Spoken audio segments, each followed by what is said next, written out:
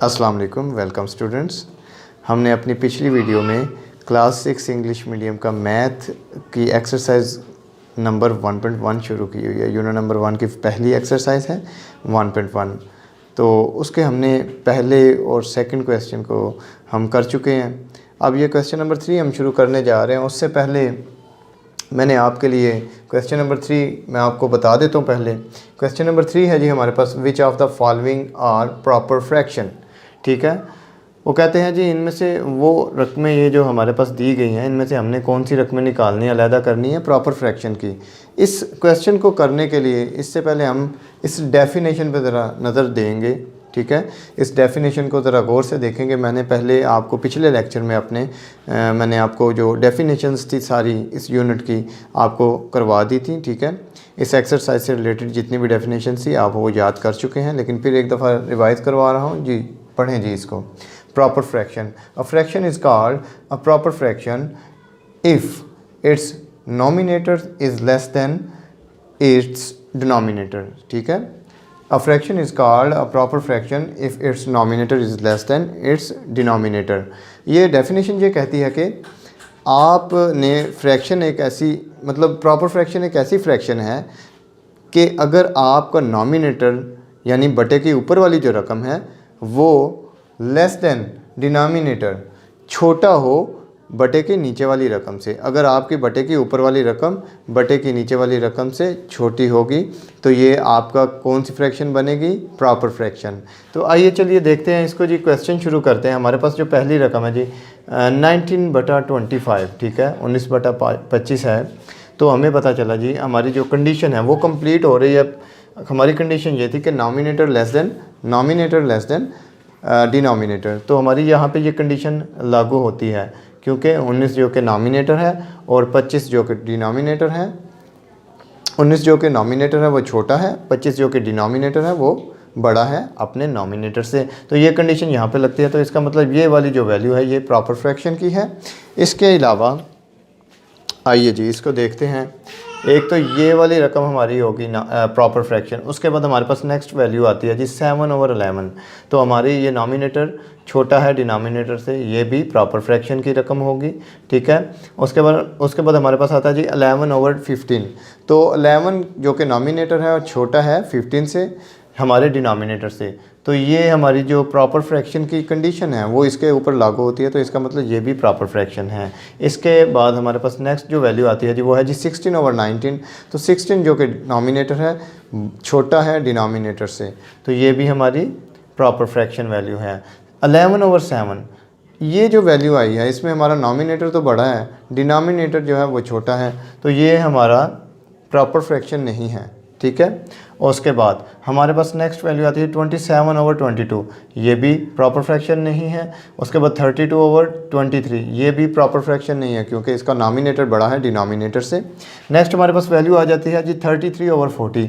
तो ये हमारा प्रॉपर फ्रैक्शन है क्योंकि नॉमिनेटर छोटा है डिनोमिनेटर से। उसके बाद 47/58 ये हमारी नेक्स्ट वैल्यू आती है और ये भी हमारा प्रॉपर फ्रैक्शन वैल्यू है क्योंकि जो 47 है वो 58 से छोटा है जी। तो ये हमारा इस क्वेश्चन को हम इस तरह लिखेंगे जी 19/25। ये इसका आंसर मैं लिख रहा हूँ जी 7/11, 11/15, 16/19। और उसके बाद हमारे पास एक ये वैल्यू थी जी 33/40 और एंड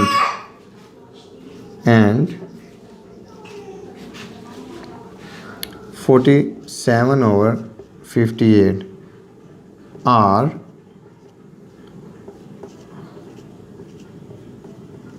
प्रॉपर फ्रैक्शन।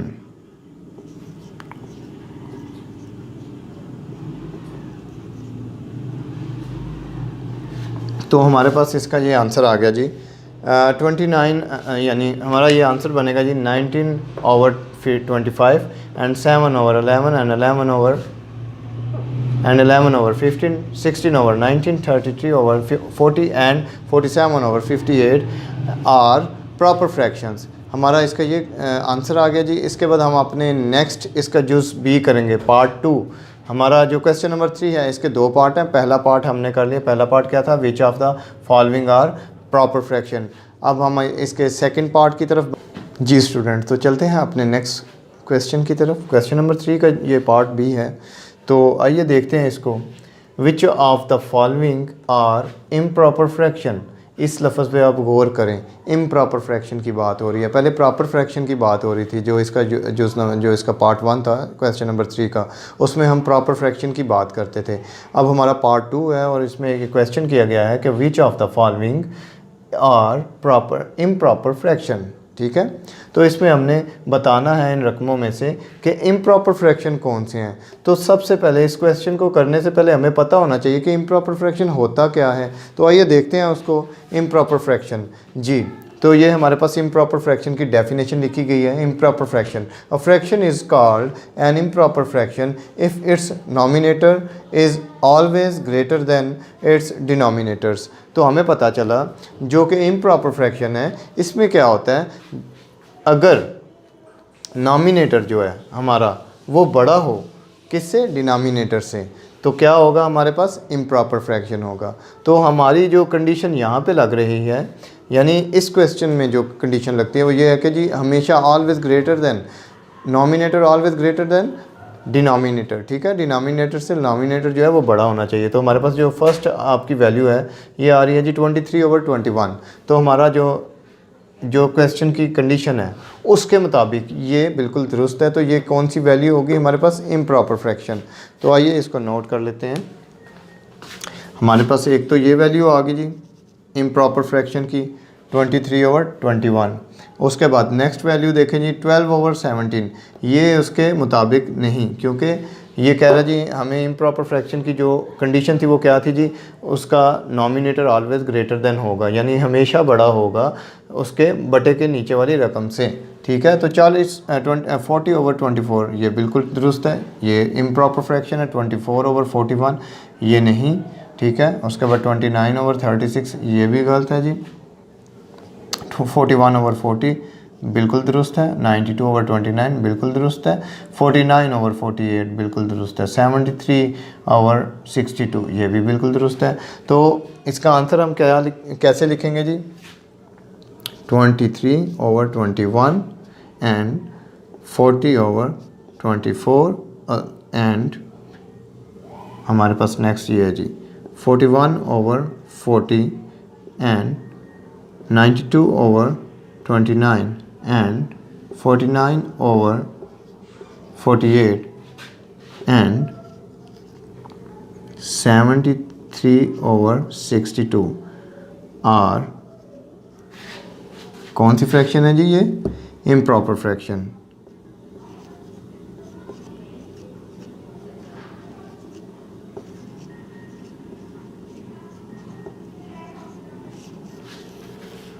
तो ये क्वेश्चन हमारा कंप्लीट हुआ, क्वेश्चन नंबर 3। तो बच्चों मैं आपको बहुत ही स्टेप बाय स्टेप ना थोड़ा थोड़ा काम दे के आगे चल रहा हूँ, ताकि आपका जो सारा जो सिलेबस है वो इजीली कवर भी हो जाए। और क्योंकि आप नई क्लास में आए हैं, फर्स्ट यूनिट से हम स्टार्ट हो रहे हैं, तो अब आपकी जो बेस है ना वो तगड़ी बन जाए।